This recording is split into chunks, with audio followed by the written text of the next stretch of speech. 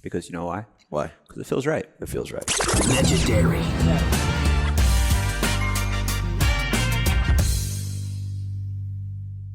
Okay. I mean, already much better. And to be honest, I kind of like that setup. You look like you're pretty comfy on the couch. You have a nice little backdrop of the kitchen and some succulents. You have a lot of flowers. What are they? Oh, we have succulents. We have a orchid, couple orchids, and then a something. We got it at Lowe's, which who would have thunk it 10 years ago, 5 years ago even, that I would be taking frequent trips to Lowe's. Who would have guessed it, Robert? Lowe's Home Improvement Store, and you're able to buy flowers there. Robert, that's exactly what it is. It's a home improvement store, and that's very important to me these days. I didn't realize you could buy flowers there, though. Yes, you can. You can buy plants. It's mostly plants, but you can buy. There's the outdoor section. So I see. You get one of your little rolling pallet things, and you just load it up, Robert. You just load it up for home improvements. Rolling pallets. Yeah, I haven't frequented many Home Depots or Lowe's lately, but remember that very much from my childhood, where I would be sitting on one of those, getting rolled around until we filled it up. Then I'd be sitting on top of that stuff. Correct, Robert. And you were filling up your pallet with things for home improvement, which is very important. Which is very important. Yes, yeah, I believe that's in. Yes, Robert. So, and I feel like this is a pretty prominent part of your future in terms of what your life's going to look like. A lot more visits to Lowe's, but you're going to be doing it not just by yourself, Adam, or not just with Prof, but you're going to be doing it with a little creature that Greg Dow hopes gets named Mark. And little mini Mark will be sitting on your little pallet while you roll him around. Is that accurate? That is, Robert, that is correct. Okay. Yes, that is exactly correct. And I can't wait for errand running with a small child. That sounds like it's really easy and nothing ever goes wrong and it's just smooth, Yeah. So that's what I'm hoping for. Adam, do you feel like you're going to be a parent that kind of like straps the baby to your chest and you just kind of like do your thing walking around with the baby on your chest?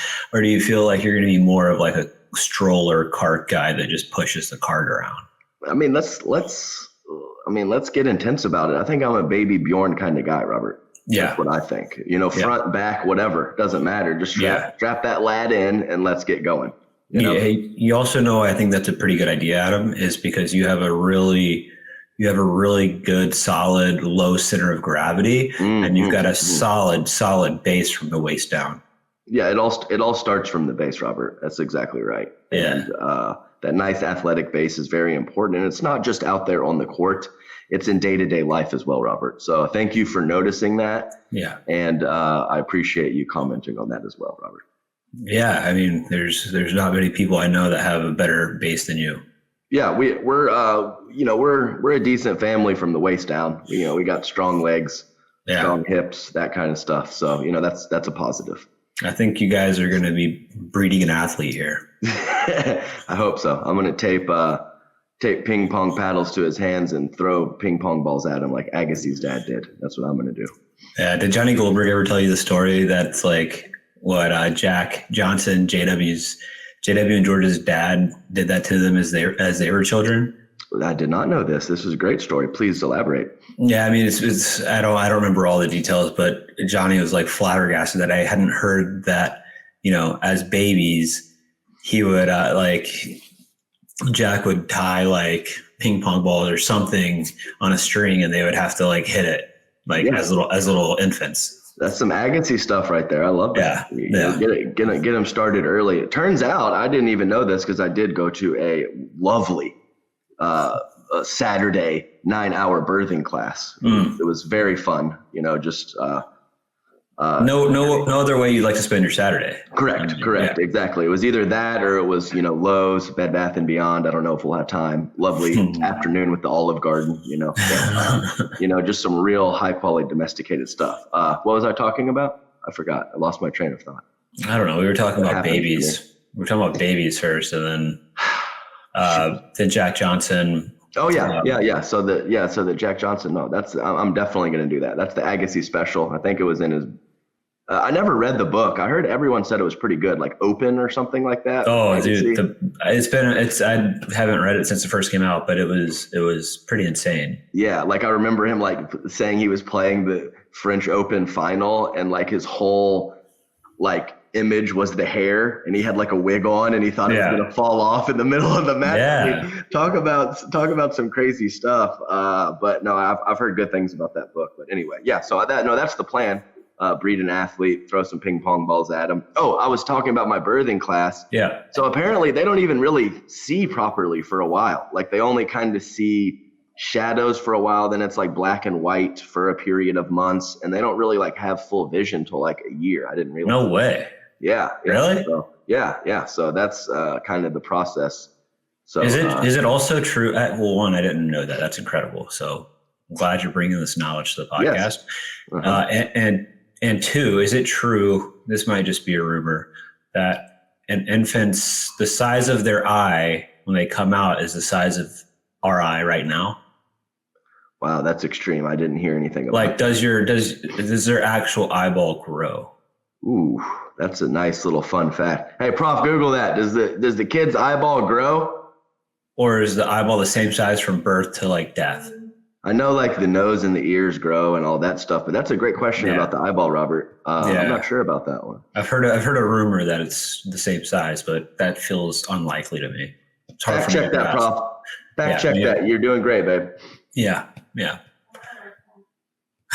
I just hear something in the background. She just mumbles, I don't have my phone, as she's like shoveling bowl 7 of cereal into her face. Can't really say much at this point though. Is she still working at Campbell, or is she just chilling now for maternity? No, she's a psychopath. She's not even taking maternity leave. It's just planned out perfectly for the summer. She's not even taking any. Oh, right. When are finals? She only has one more week.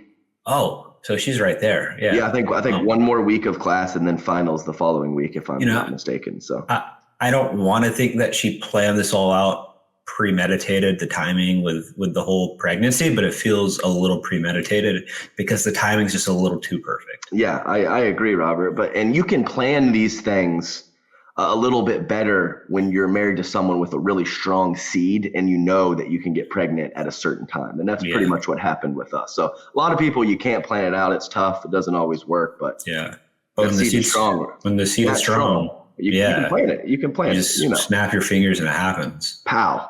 Just like that. Oh. Yeah.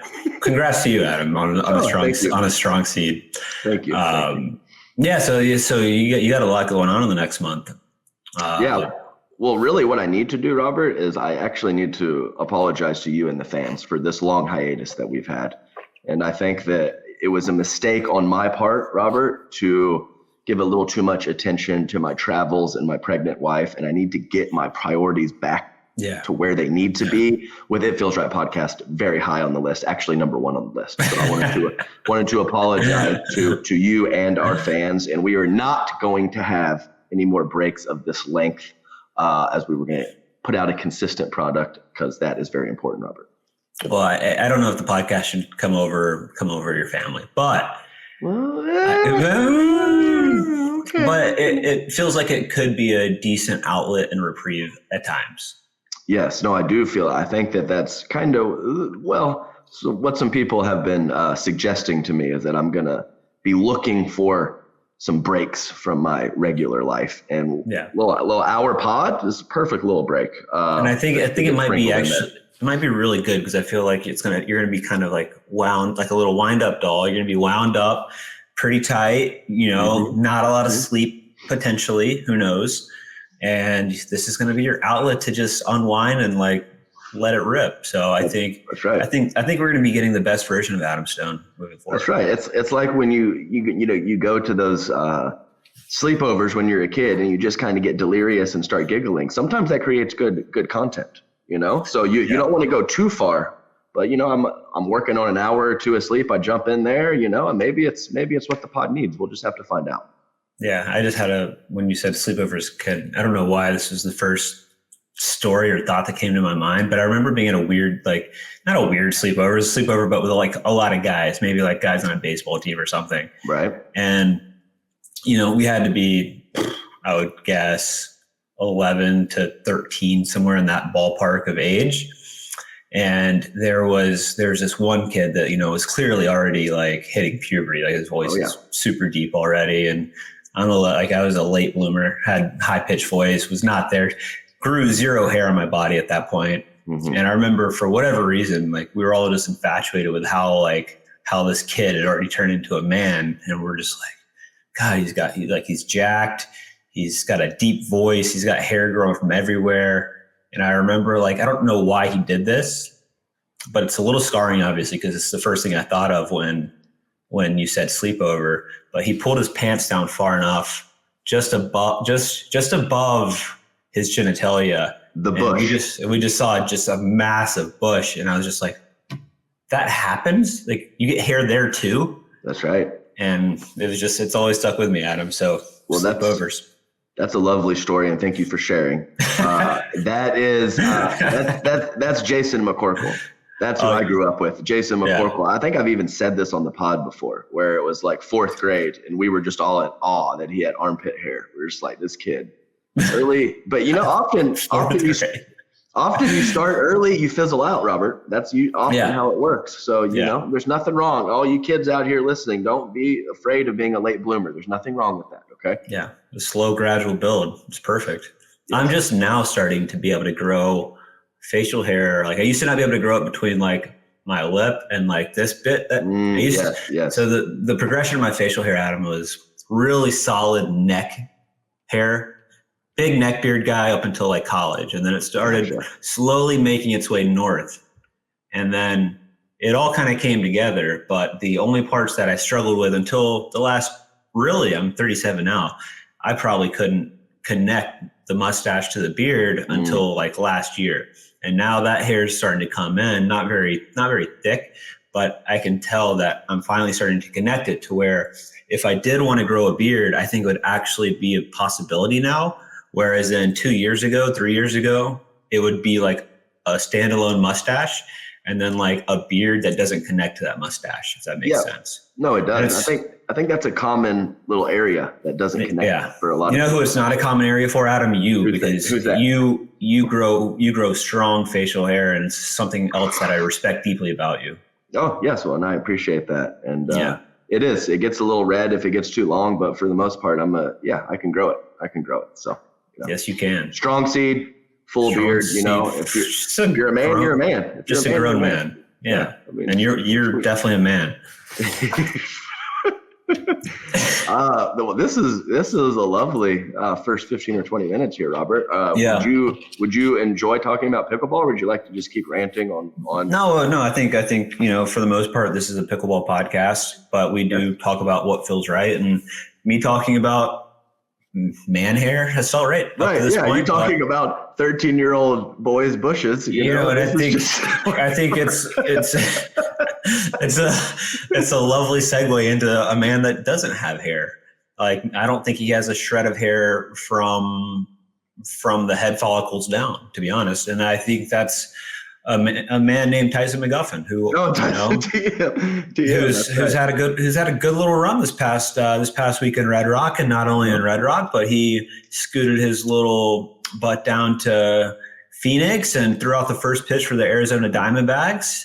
Been a pretty eventful last couple of weeks for Mr. McGuffin, and I just want to give him a shout out. Yeah, tell me if wearing a jersey with no shirt underneath, with it unbuttoned, if that isn't just perfect for TM. I mean, it's an ideal situation. So he's got the jersey on, he's got the tats out, he's got his little built-in underwear hanging out the bottom of his shorts. He's doing his thing. He's got a Skechers on, the pickleball Skechers. It was fully on brand. He was raising the roof, walking out to the mound, getting the crowd into it. I was hoping for a few more, beating on the chest, hoping for a little bit more barking, but all in all, solid performance. Nice little toss to home plate. I go back and forth, right? Like, part of me, if you're going up there to throw the first pitch, you want to throw like a Hummer, you want to give it all you got. And the other part is you just be casual, give it a little toss. That's right. Act like you're supposed to be there, right? Don't act like a tryhard. And that's the card he played. He played. It's just another day in the life of TM, brah. I'm going to throw the first pitch at the Diamondbacks game, and I'm just going to do it casually because that's all I want to do. Yes, he probably didn't beat his chest because his sternum is sore from aggressively attacking Brendan Long in that final with chest bumps and just all kinds of stuff. He kept running into him. It was pretty funny, actually. So it was pretty funny. And yeah, I mean, that's a perfect segue into pickleball, Adam. Well done. We went from hairy guys to hairless guys to baseball to now pickleball. Perfect. Yeah. So Brendan Long, big weekend with Tyson. I think honestly, there's a big group of guys, I would say probably in that 16 to 18 to like the 16 to 18 to, you could go as high as like to 30, 35 in the rankings that are all pretty bunched in together there. So when I look, obviously Brennan's been playing fantastic pickleball. And I think with Tyson, to me, looking at that partnership and looking how that played out and them winning gold is not to take anything away from Brendan. Played fantastic, played mostly on the left, played a little on the right, but having a rock like Tyson, and we've talked about it, Adam, I don't think Tyson gets probably enough credit for how consistent he is across all events. And to have somebody that's, used to that moment, is a rock, is a very supportive partner, regardless of who he's playing with, which is also a very underrated skill. Not that he has, very low level partners very often or much lower than his ability, but he's always a very, very supportive partner. And I think without Tyson, you put Brendan with I don't know, another player that maybe a stronger alpha guy. I don't think they do that well, but I think it was kind of the perfect mix of Tyson being a rock and also having the experience and kind of the smarts on court to carry Brendan and help him get through those matches. But big weekend for them. Yeah, no, you're exactly right. And of course, big topic of conversation is the paddle technology in the offense. But let's be clear, uncontrollable not missing is still a pretty good thing to have in your skill set. So I think it's important to note that great rolling from mid shin, creating some awesome offense and some fantastic shot making. Great, it's awesome. It can carry you for stretches of time. But when you play a clean game, you don't have weaknesses as that many weaknesses to pick on, and you're a stud with your third shots and your mid-court play. Your team's always making it to the kitchen, and you're at a very high clip, high percentage. These are things that translate to wins, Robert. So you got to have both. You got to have everything these days. Firing away, being that offensive force is great, and it can win you matches. But man, being a consistent, solid player out there can also win you a lot of matches, and that's Tyson. That's Tyson McGuffin to a T. Yeah, and I think it's a good point, Adam, in terms of like, if you're an amateur player listening, you watch a lot of these matches and you see the offense, you see the earnies, you see like the backhand flicks from, the shin and the knees that work, nowadays with the paddle tech and paddle technology, not paddle tech. But and I think that's what oftentimes amateurs look to add and implement to their game. And you're exactly right, Adam. I think, just thinking about myself when I'm on court struggling with a partner, the most frustrating part for me is if we're not able to get to the kitchen, if we're driving, leaving drops too high, and the points are just clipped before we're even able to make our way up to the transition zone and to the kitchen. It's a very frustrating game. So I think if you're an amateur player, 4.5, 5.0, getting higher, I think, the greatest way to improve is getting really, really good, getting to the kitchen early on in points, whether it's the drop or whether it's transition zone. But I don't think enough emphasis is placed on drilling there and spending a ton of time, getting comfortable in transition, because that's Tyson's game. He gets to the kitchen, it's similar to your game, Adam. Like, he gets to the kitchen at a really, really high clip. And once you're at the kitchen, he's not gonna do crazy attacks off the bounce, and he's not gonna do weird speed ups. He's just gonna make a ton of balls. Mm-hmm. And if you have a partner, especially like Brendan, who's very offensive minded and does have strong attacks and strong rolls, it's a good recipe, especially if Brendan's on. Yeah. No, I couldn't agree more. And maybe even the kind of the polar opposite is, I don't think the levels are that different in this moment. Now, granted, there's more upside from age related and some other tools that he has from James Ignatowicz, but he even says it. He's like, sometimes I just don't make it to the kitchen. Sometimes my drops and my midcourt play is garbage. And he feels very comfortable when he gets up there. So it's basically two players at the same level or close to the same level, Tyson and Ignatowicz, and they just get there in completely opposite ways. So a lot more threatening, a lot more, thunder in the counterattacks from James, but sometimes he just doesn't make it to the kitchen. So, it's hard to have everything, but lots of different ways to win in this game. And everyone needs to know that. Yeah. And you touched on a little bit, Adam, with the paddle situation, and it became an even bigger topic, right? Like, it's, I don't think that topic's going to go anywhere until something's actually done about it. And shout out to the Pickleball Studio guys, Chris and Will. I saw Chris put out a pretty interesting video on, because this is the thing, right? It's like, how do we tell if these paddles are delaminated just by, we can hear it. Yeah. Like, that's the one thing. We know what a pickleball sounds like coming off these different paddles. And if it sounds, very different, then there's something up.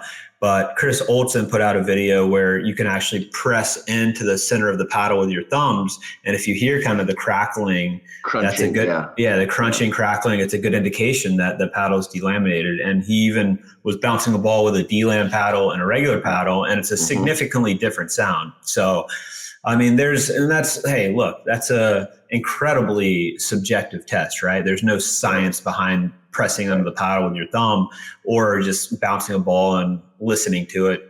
You're not going to be able to rule out a paddle if you're at a tournament and a referee does that. But it was nice to actually see, okay, like, this is an at-home test that you can do to see if a paddle's delam. And just hope to see something implemented where we can actually, gauge this and weather this and create a level playing field, because, this isn't something you see in really other sports. Like, you never see this in tennis, where it's a matter of, you're using this paddle versus this paddle, and this racket's doctored and this one's not. It's just something that needs to be solved, because right now there's a pretty big discrepancy out there in terms of paddles people are using, and it's creating significant advantages. Yeah. So no, I think, I'm pretty big airhead a lot of the times, not the most observant guy, but I can walk into like a 30 court facility and there's some dude 7 courts down, and I can hear it and be like, well, something sounds weird about that paddle. It's coming off differently, or hearing it. So I saw that little clip as well, with just a couple of the, the crackling and the sound, the difference in sound. So yeah, I don't know. It's pretty close to beating a dead horse kind of situation here, as we've been talking about it for a while, but it's just such a big deal that we have to, continue to chat about it and keep it on the forefront, because, something's got to give. So yeah. And we saw, a couple of instances at Red Rock, kind of the primary one that people were talking about was with Leia playing Salome. I believe it was a semifinal in women's singles pro. And I've seen a lot of chatter about how people were just complaining that Leia's, entitled and whiny and just play right and challenge the paddle after. But at the same time, it's like it does raise awareness, and it like if a player's gonna throw a fit, it's gonna make something have to change about it, right? If she just goes through that match and just plays and doesn't throw a big stink, then you might not get the same result. I think you have to be outspoken about it, and you have to you have to express displeasure, even if it makes you look like I didn't see it as being whiny necessarily. And I feel like as a viewer of the weekend, right? And I didn't play, but just viewing and watching, it's what people like it. Look at the buzz it created, right? Look, you have people talking, you have, it's fun to watch too. It's fun to watch somebody kind of like, storming around court, yelling at the opponent about a paddle. Like as a casual viewer, I'm not like, oh, that's such bad sportsmanship. I'm just like, oh, this is pretty fun and pretty entertaining to watch because this person's losing their mind and thinks the opponent's cheating.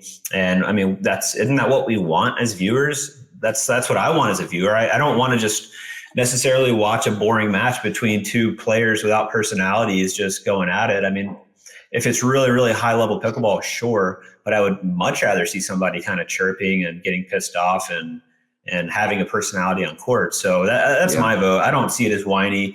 I see it as expressing displeasure and being very upset that she feels very strongly that Salome was cheating. So, and I guess the issue here is that there's no on-site testing of these paddles. They just collect the paddles and then I think send it off for 2 weeks somewhere else. Yeah. And it's like, it's just the process now is broken. We can't continue like this. So there has to be some way to regulate it and keep it consistent across the board. Yeah, no, definitely. And I saw a little clip somewhere. I don't even know what I saw, or maybe it was a conversation, and they were kind of comparing, just to piggyback on what you were saying, comparing the two personalities. So you have Salome, who obviously has made some questionable calls and now has a questionable paddle, but she taps paddles. She says the right thing in the interview. She kind of goes about her business, isn't too crazy on court, even if, some of the actual calls and some of the other things are a little crazy. And then you have Leah Jansen, who is very much, emotions on her sleeve, kind of stomping around doing this or that. So some people give Salome the get out of jail card because she kind of behaves properly, even though she's doing some shady stuff. And then, Leah gets a bad rap because she's, doing her little routines and kind of has that RBF sometimes when she's playing and things of that nature. So I think it's an important point.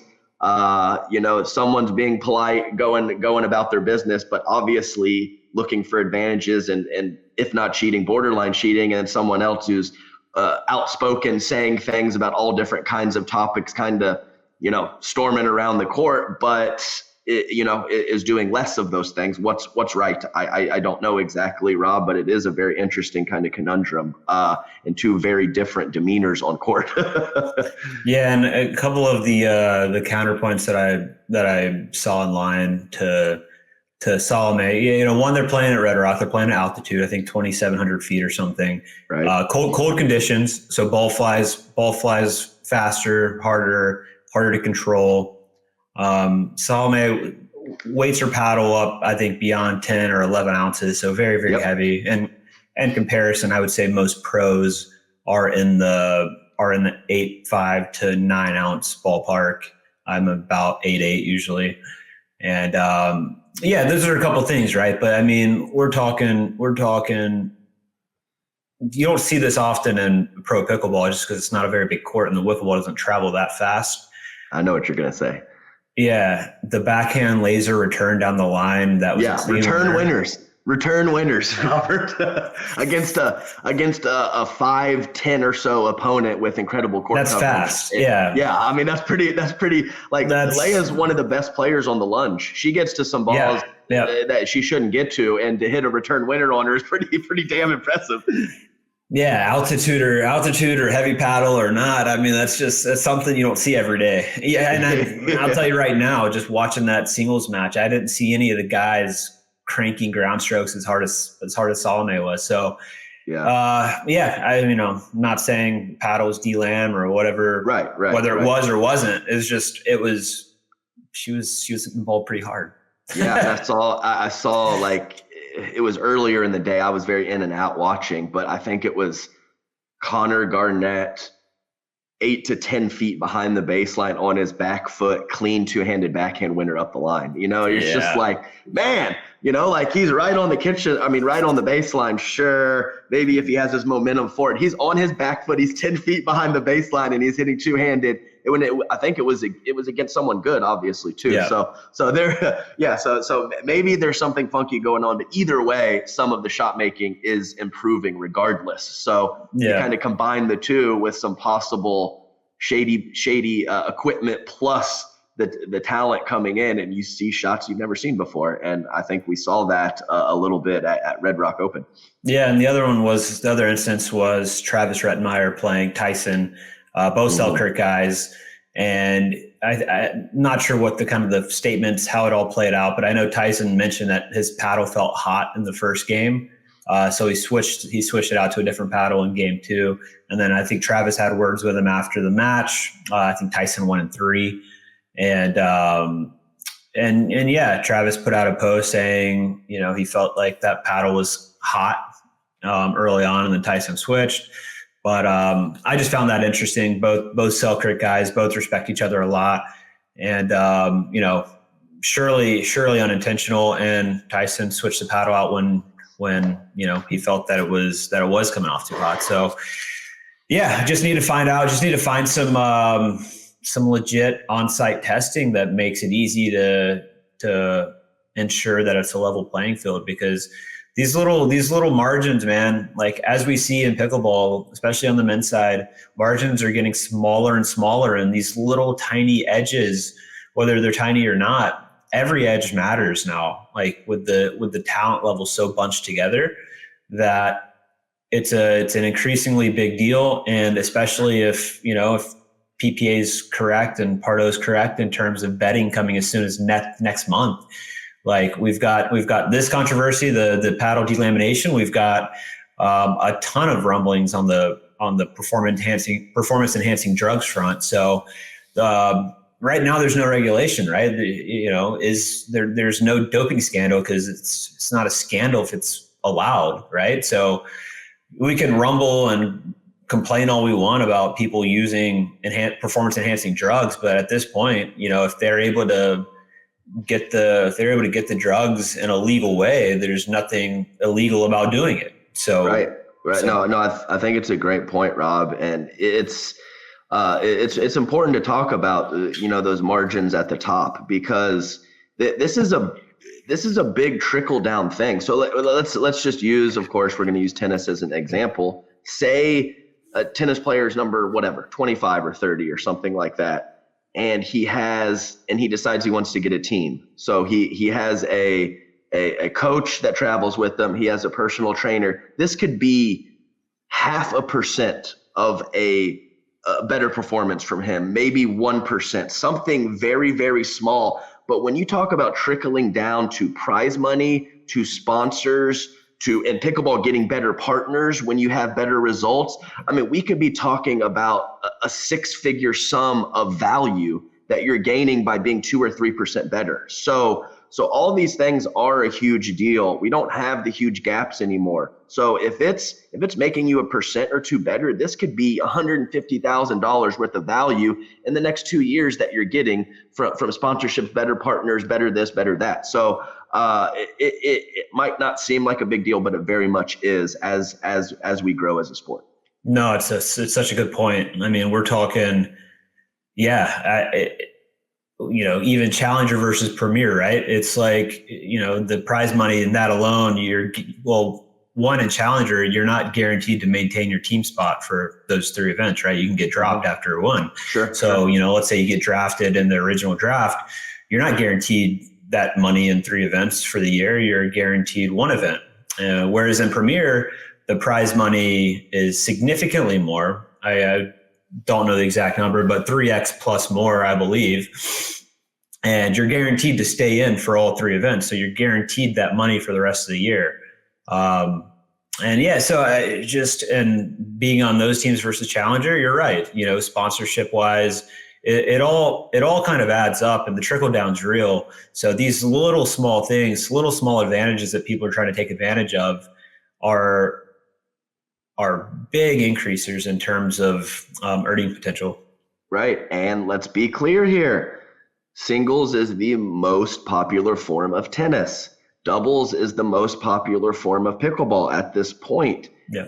Your partner's a huge damn deal. I mean, take my word for it. You know, I got carried to a lot of medals because I, you know, kind of groomed a partner and had a partner that, you know, was better than me. So, I mean, do you think these things aren't factoring? And these are huge deals. And we see kind of now it's already coming down in terms of length of partnerships. Things are changing quicker. There's quicker turnover. If you have a bad, you know, 2 or 3 months or 5 tournaments 2 years ago, you're probably hanging on to your partner. Now you might get dropped. It's a higher percent chance. So your partner is a huge deal. Things change quickly.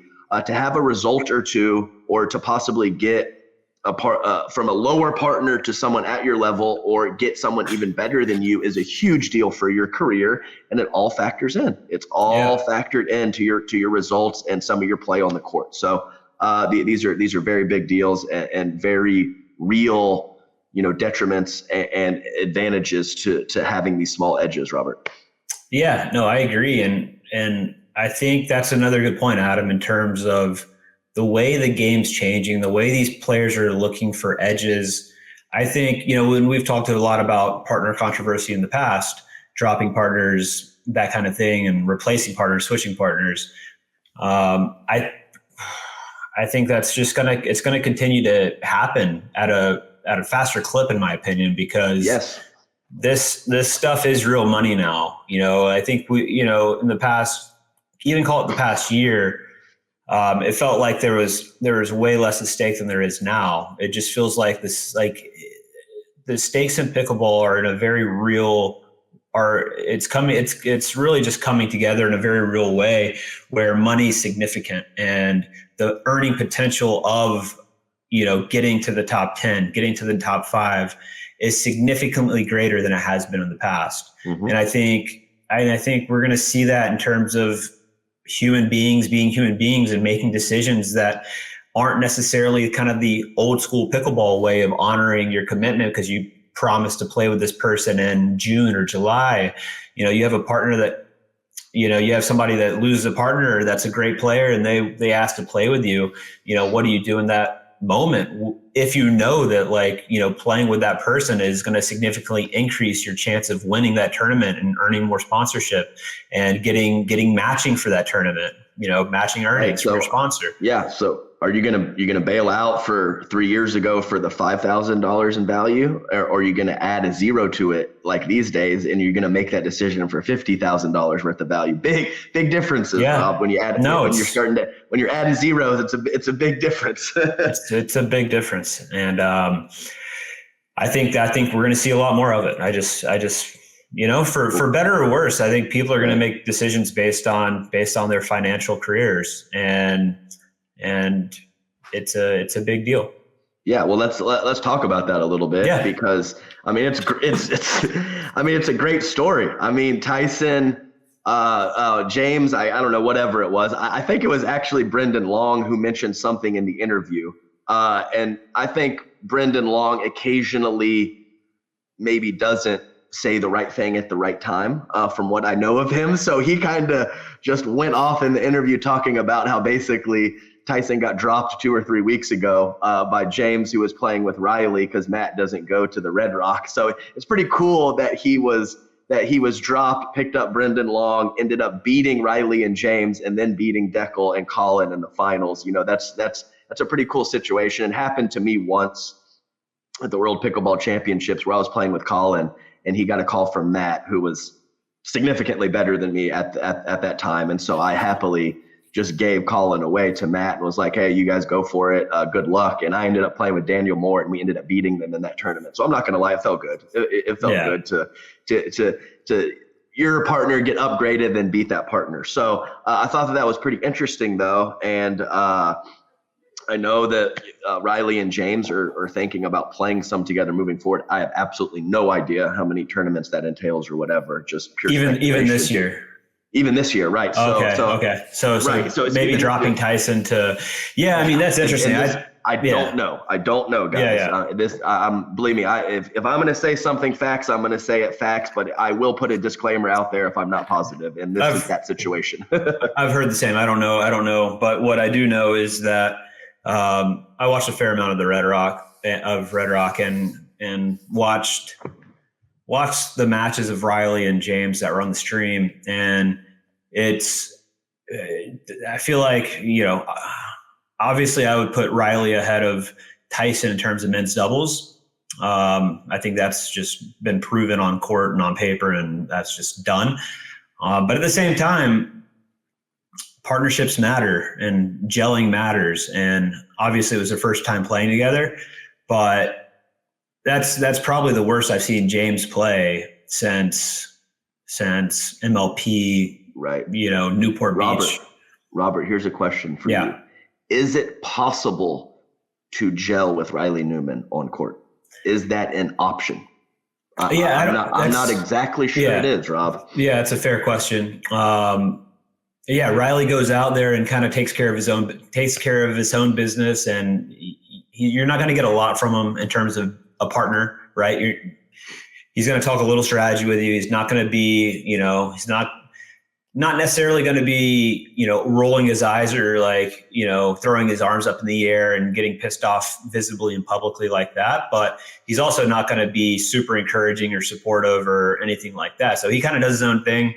And I feel like he needs a partner that's able to do that as well. So they're perfect for each other. 100%. So even though, James has more upside and has youth on the side over Matt Wright, in terms of personality on court, in terms of, kind of playing that role of it's a perfect example when Matt and Riley played Dylan and J-Dub in Austin.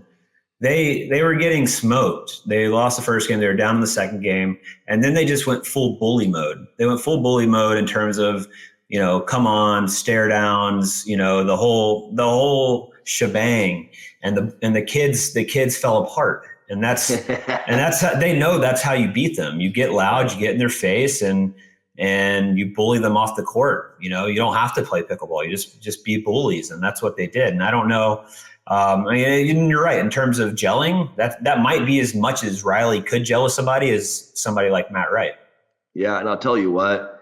It's a small knock. There's not a lot of things to knock Riley on the pickleball court, but just playing him so many times, playing with him before, now being, the helping out with the hard eights. You're right. He's not the warmest partner, but that guy's a stone cold killer. Yeah. He is, his level always stays high. When the moment's big, he goes for it, and he plays big. So it's hard to have everything, guys. Let's be clear here. To be that warm, supportive partner and have ice water in your veins and play big in big moments. I mean, can you have it all? I'm sure you can, but let's be clear. That's not an easy situation. So I think that this is not a knock on Riley. We're just talking pickleball here, because I think he's just a ridiculously good player and a stone cold killer, but he's not gonna tap you on the butt and whisper sweet nothings into your ear about how get through this, we got this type of stuff. He's just not going to. And, everyone has their thing. Yep. And on just Riley for a second, I used to watch and be like, if it's going to be, let's call it 8-8 in a game or something, and it's a big moment. I used to, his drops and a lot of his shots used to be automatic. Those thirds are going in. I've just seen him miss a little bit more lately than I'm accustomed to seeing. And I don't know if it's because of the new carbon fiber paddle he's playing with, but it just feels like there's a clip higher in unforced errors than I've seen previously. And that might just be a paddle adjustment. But one thing I do respect is that, when he is missing uncharacteristically, which seems to be the case more so lately, is that he's not looking down at his paddle or blaming anything else. He's just, it's next point. So I respect that a lot, but it does feel like he's missing a little bit more than which is silly to say, right? Because the dude doesn't miss very much in the first place. But so when you see a missed third, you're like, what's wrong with him? Yeah, right. It's, yeah. You see someone else. Yeah, you see someone else who maybe struggles with that. I don't know any names that come to mind, but it's just like, oh, he missed another third. Like Riley misses 1 out of 20. You're like, oh my God, is he okay? Yeah, right. So yeah, so some. I mean, when you're. I mean, he's doing like the two-handed backhand on the other side of his body. When you're doing these crazy, contorting, incredible defensive shots, if you're a little off because of the paddle, because of whatever, that's going to make a huge difference, even more of a difference than some, some other types of players. So, no, I totally get it, and that makes a lot of sense. So, either way. Yeah. So. What else we have in terms of Red Rock? Is that it? I mean, I think so. So we're gonna try to. I think we're gonna try to do, the you and I episodes on Mondays and Tuesdays, which will be put out a day or two later, and then we'll have the sprinkled in guests, as needed. I believe we actually have. We're possibly gonna have Leia this weekend or early next week. Is that true? Yeah. Okay, great. So. Been chatting a little bit. We're gonna have to really try to pull some words out of her. She's a tough interview. It's hard to get her talking. Yeah, right. So, and we're gonna. I think Julian would like to come on as well at some point. Don't know what happened. We kind of had to pass over that with my sickness. So sorry again to everyone. But So I mean, we might as well briefly talk about. So we have the U.S. Open coming up, and we have looks like the Newport Beach Shootout. So I'm guessing. Kind of the word on the street is Dundon was like, hey, sell me the U.S. Open. The ladies that own the U.S. Open said no. And so Dundon said, all right, well, we're going to compete against you and put a tournament that weekend. So I think that's pretty much what happened here. They had some possible situation where they could work something out with the U.S. Open and let PPA players play. It didn't work out. And all of a sudden there's a competing event on the same weekend, which is, that's Tommy Dundon. That's how he likes to do it. So here we are. Yeah, and it looks like that Newport tournament that PPA is putting on has a stacked field. It's got kind of everybody's playing it. The Johns are playing it. Matt Riley are playing it. You got Tyson playing with Ignatowicz. You got Colin Dawson, Tyler Loong, Travis Rettenmeyer, Julian Arnold. So I mean, you have a pretty stacked field, and it'll be interesting to see that going on at the same time as the U.S. Open, to be honest. So we'll see what happens. And then, the women's field's stacked as well. It's got all the signed. Of course it is. Of course, PPA players are there, including an interesting partnership that that's happening on the women's side is Georgia Johnson, who I didn't realize. Oh, she's pickleball 17. I don't know if she's actually 17 yet. HTB. But you got Georgia Johnson playing with Hurricane Tyra Black, fellow Brooklyn Aces member. So this is going to be kind of the first, I would say, kind of elite partnership for Tyra, and she's coming on fast, and it'll be really. I mean, I think when you even with how raw and how green Tyra is right now. I would say her teaming up with Georgia, they've got the fastest hands in the women's game. So I would expect a ton of Dink. Don't hit that ball shoulder level or above, because it probably ain't coming back with those two, Rob. So First off, are you sure her first elite partnership after playing several matches with Corinne Carr? I mean, second elite partnership. So sorry. All right, yeah, cleared up. Continue. And then U.S. Open's interesting this year because obviously we don't have any of the signed PPA players that are going to make it, but we have a resurgence by Sam Querrey. He's coming out to play, I think, in quite a few events. He was telling me he gets in Friday night.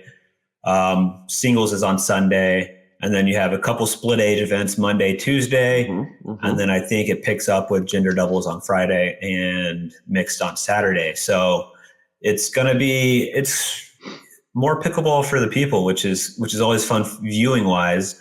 But yeah, definitely going to be a thin field in terms of the U.S. Open for what's normally there. And there's been a fair amount of complaints in the past with kind of pro treatment within the U.S. Open, struggling to get lanyards to watch center court matches of, your teammate or your friends or whatever it may be, stuff like that. And I got an email from them. I'm not sure if it goes to all pros, but there's a pro club area, which is going to have, flat screen TVs to watch, air conditioned spot, kind of separated from, Adam, you've been to the U.S. Open many times. It's a zoo. Like there's so many people milling about to go from kind of like where the vendors are to the bank of courts where the pros play. I mean, it's a 15-minute walk, and it could be a 20-minute walk because you're getting stopped to chat with people. So it feels like, and there's pro parking this year where you have to take the shuttle, which is what you've had to do in the past. It feels like this year they are making a very intentional effort to treat the pro players better and put on a better experience as a professional player. So, I'm curious to see how that all kind of plays out and to see what the experience is as a player this year. And for pickleball as a whole, I think it's a loss, right? Pickleball, we want to see all the top players, all in the same draw. And we don't have that at the U.S. Open this year, which is a huge bummer.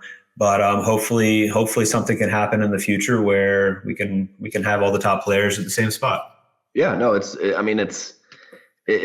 kind of a best vibe in pickleball. You always have those people talking about, well, the Indian Wells facility is the best, but the energy and the vibe and, some of the night matches and stuff for the U.S. Open. So it's been an integral part of pickleball growth, and if not the biggest, one of the biggest tournaments, going. And they've, so I do all those things you said. They got that new building, and they kind of put the pros back on those back two banks of courts. So, to have it be a little bit separate and to have some extra amenities and kind of make an effort to do that is good, is a good situation. And I think that's a fair assessment. Maybe, in the infancy of the tournament, the first couple of years, that wasn't as much of a point of emphasis, but, now there's other options. There wasn't any other options before. So it's a different situation. And of course, I think optimally, this would hopefully get worked out, and we can have all the talent in that spot for that tournament, which has a short history, but a great history in terms of pickleball as a pro sport. Yeah, 100% right. And I think we talk about it a fair amount, Adam, in terms of, comparing tennis to pickleball, and tennis having the history and the prestige of the Grand Slams of Roland Garros and Wimbledon and all of the great traditions that come along with it, and the past champions, and, watching videos from early mid 1900s of, them playing. And pickleball is kind of they're trying to create these tours and create this prestige. And, two of the biggest tournaments and, with U.S. Open and Nationals are changing in a sense where, U.S. Open's not getting all the top players this year.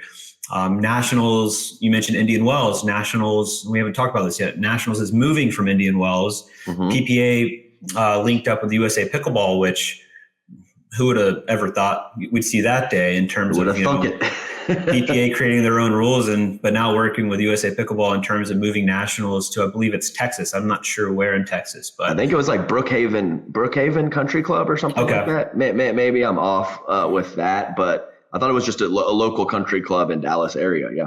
Yeah. So change is afoot, Adam. There's a lot going on. In terms of prestige and like having that base of majors, U.S. Open was always in that conversation of, I think any person that's interested in pro pickleball, like I know when I first started, I'm sure when you first started, you look it up on YouTube, right? Pro pickleball, and like all of the matches that came to me first were all the classic U.S. Open matches on Pickleball Channel. Yep. Seeing Marcin playing somebody in singles. Mm-hmm. And like those are all the first matches that a lot of people see because those are the first results that show up in YouTube. Right. So, and hey, Robert, let's not forget that was my first one of my first big results. 35 plus champion with Dave Fleming against Peter Hudako and DJ Howard. That's huge. That's huge. That's a big win. That's a big win. U.S. Open champion. U.S. Open champion, 35 plus. Let's go. Yeah. Let's go. But yeah, I watched all those videos too. The Pickleball Channel ones, the one where Matt Wright's taking over against Weinbach and Kyle. Like you have, I think it was Matt Wright and Jack Oxler. The first time I ever saw Matt Wright play, they're playing, Wes Gabrielson and Daniel Moore on a side court. Like, I mean, this is good shit. I mean, we've only had this for 5 or 6 years, guys. So I mean, that's what it was. That was the tournament, It was Tournament and Champions, Fall Brawl, Grand Canyon State Games, U.S. Open. Like that's the tournaments that I was watching when I first started, and the first, YouTube videos that I saw that got me obsessed. Yeah. Adam, if you were to say, PPA, APP, MLP aside, if you were to say, for pro pickleball, to determine what the 4 majors should be, doing it based off of history, prestige, even though there's not a lot of history in pickleball at this point in pro pickleball, right. there is some, like US Open's obviously one, Nationals obviously one. What would you say the 4 majors should be? And when should they be? I think spacing them out is reasonable too, right? Just like they do in other sports. Yeah. No, I think that the PPA year-end championship in Vegas at the Darling Tennis Center could be a good option for a major.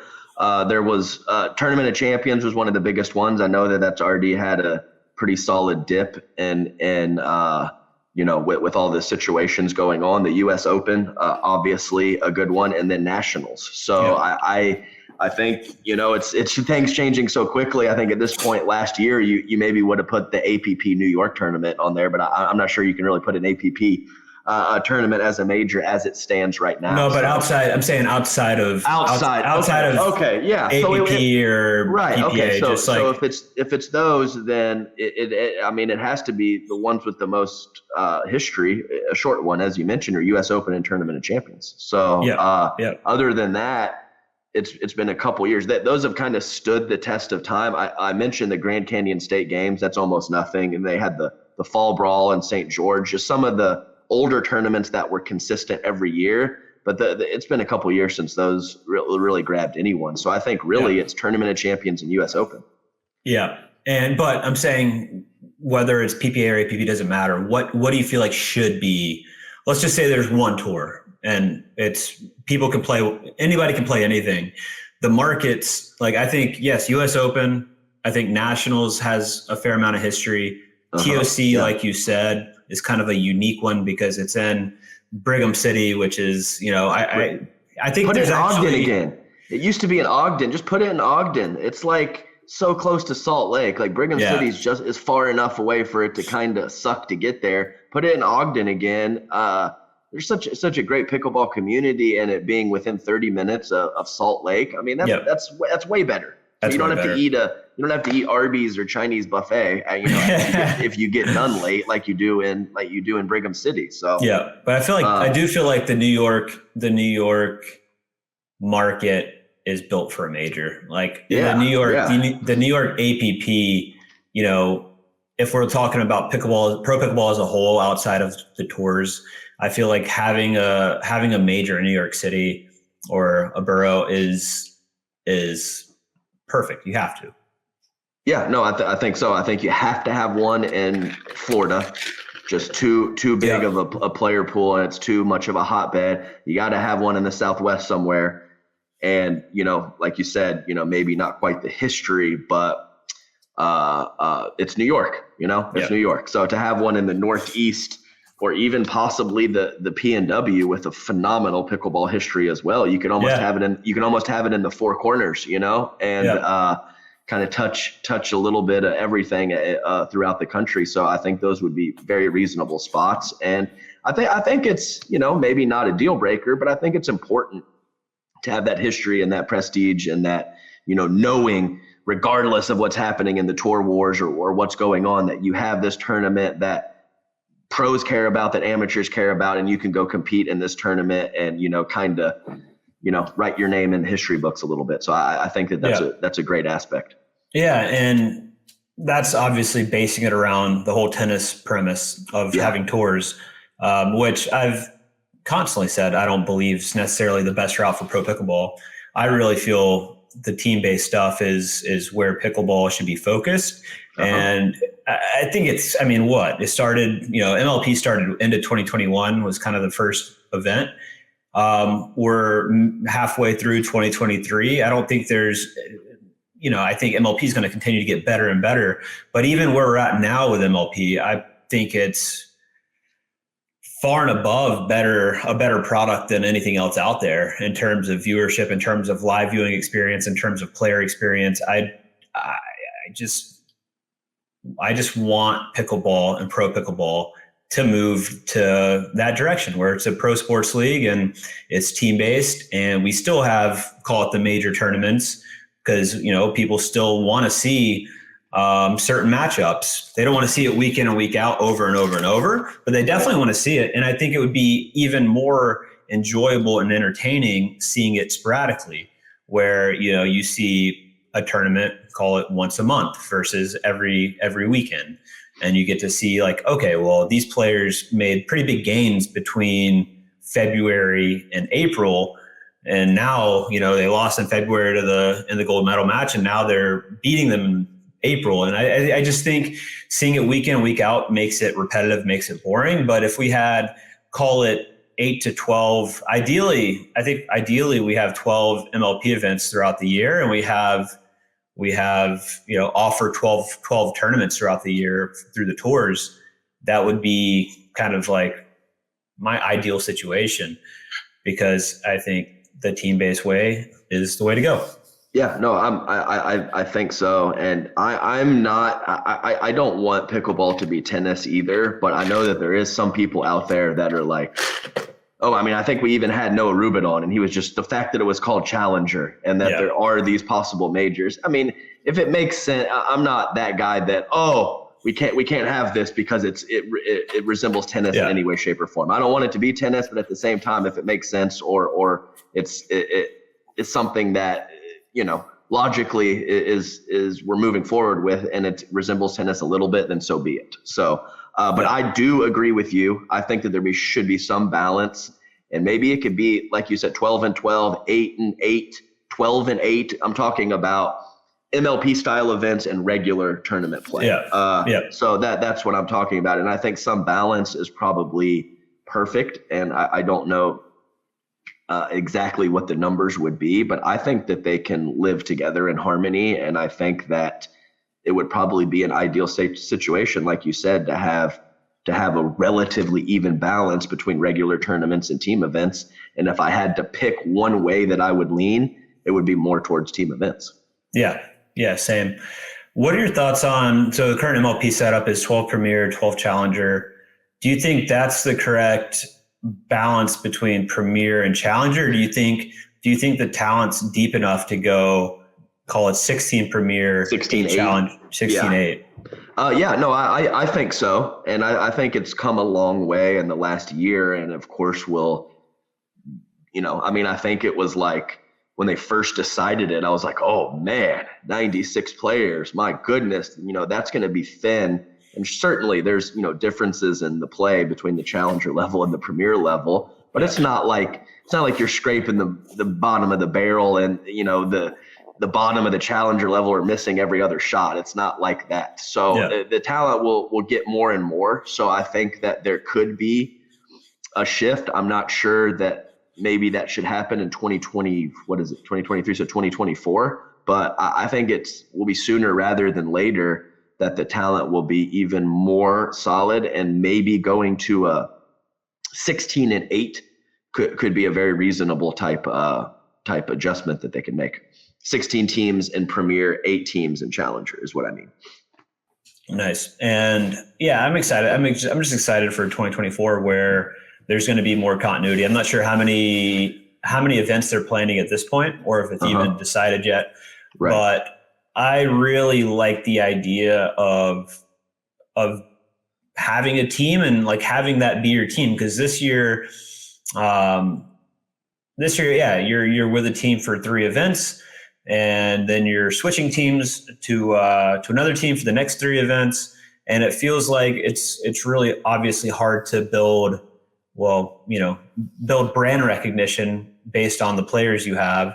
And it's you're less so cheering for teams, you're more so cheering for players regardless of what team they're on. So it'll be interesting to see what happens. And I think, the more that teams can do stuff in their local markets, now we have the Brooklyn Aces, the New York Hustlers, the New Jersey Fives, the Orlando Squeeze. So the more that the teams can actually bring in their players to their existing home markets and do events and do exhibitions and pro-ams and stuff like that to actually, get your local pickleball community attached to your specific team, the better.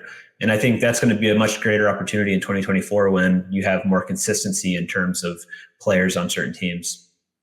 Yeah, no, totally. I think that associating those two together, team and player, they had to do something. So this current format's just part of the deal. But I think that I don't see how that wouldn't, help. Yeah, I mean, you have it in other major sports. You have you have people that are fans of players, and you have people that are team loyal, and everything matters. And when you start to mash those two together, or have a player that you like in your local community or local spot, it might not happen right away, but as we start, getting year or two or more ahead, I don't see why that can't be a thing with pickleball as it is with a lot of the other major sports. So more growth is good, and that's where we're at, and I love it. You know what I want to see, Adam? I think, and I don't remember who I've talked to this about, but I think we're still pretty far away in terms of having pickleball specific facilities versus like converted tennis, that kind of thing. Yeah. And, it's no secret that I believe that pickleball should be an indoor sport. It's a wiffle ball. The elements create a lot of challenges. It's even in tennis, wind has a big factor, but the ball is much heavier, right? Yeah. We're talking about a very light wiffle ball that gets manipulated in the wind a ton. And it just doesn't create, we've all played tournaments where the wind's blowing 25 miles per hour and it's not even pickleball, right? It's like survival of the fittest, and we're out there slapping balls, whiffing balls. And it's a little silly, and it removes, even though conditions are the same for everybody, it's whoever manages it best. It's still not a high quality product. And I think, I think where we need to be with it is indoor facilities, specifically with Major League Pickleball. A facility I envision, and this is taking money off the table and just kind of having a creative brain, is I think every Major League Pickleball team should have a facility. Let's call it, the New York area has 3 shared teams, right? So share a facility, it's all good. Right. But we should all have, in each of these markets, we should all have indoor facilities where you have a stadium court built out, you have a couple grandstand courts built out with some bleachers, not to the scale of the stadium court. And then you have, call it 8 to 12 additional courts in that facility. And you need some square footage for this, and you need a big area. But, I think that's going to be the future of creating pickleball facilities and venues, is building in a stadium court, building in some grandstand courts, and then having a sprinkling of 8 to 12 other courts where, let's say if that was in Brooklyn, or let's say that was in New Jersey somewhere. New Jersey is probably more realistic in terms of, available land.